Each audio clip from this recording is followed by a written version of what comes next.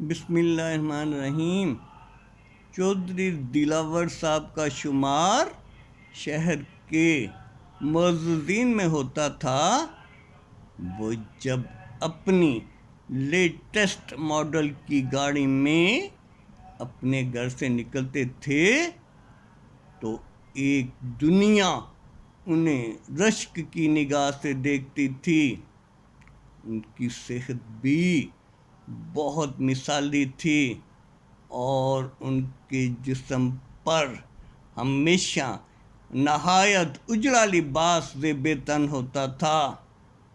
ان کے چہرے پر ایک باشرہ داڑھی تھی۔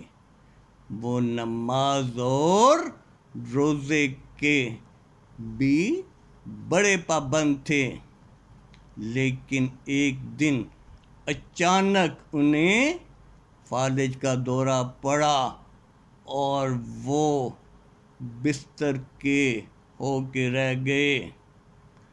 چودھری صاحب کے ذرائع آمدن کیا تھے، اس کے بارے میں اکثر لوگوں کو کم ہی علم تھا۔ عام رائے یہی تھی کہ وہ خاندانی ذمہ دار ہیں، لیکن جب وہ بیمار ہوئے تو ان کے بارے میں ایک نیا حیران کن انکشاف ہوا۔ انہوں نے اپنی طلسماتی شخصیت کے زیر اثر بہت سے با اثر اور صاحب اختیار اور صاحب اقتدار لوگوں سے تعلقات استوار کر رکھے تھے اور وہ عام لوگوں سے پیسے بٹور کر ان لوگوں کے کام اور مسائل حل کروایا کرتے تھے۔ گویا دوسرے لفظوں میں آپ کہہ سکتے ہیں کہ لوگوں سے ٹھگی وچی لگانا ان کا پیشہ تھا۔ کچھ لوگوں کا کام ہو جاتا تھا جبکہ بہت سے لوگوں کے وہ ویسے ہی ہمیشہ کے لیے پیسے ہضم کر جاتے تھے اور ساری عمر کے لیے ان سے بد دعائیں لیتے تھے۔ سچ تو یہ ہے کہ ہمارے بہت سے کرتوتوں کی ہمیں اس دنیا میں ہی سزا مل جاتی ہے۔ اسی کو ہی مکافات عمل کہتے ہیں۔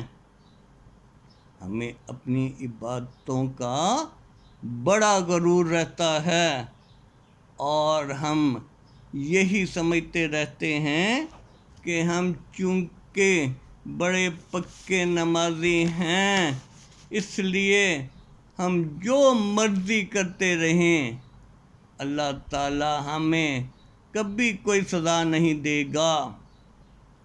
حالانکہ ایسی سزائیں اللہ تعالیٰ کچھ افراد کو اس لیے دیتے ہیں کہ دوسرے لوگ ان سے عبرت حاصل کریں، لیکن ہم سب کچھ دیکھتے ہوئے بھی انجان بنے رہتے ہیں۔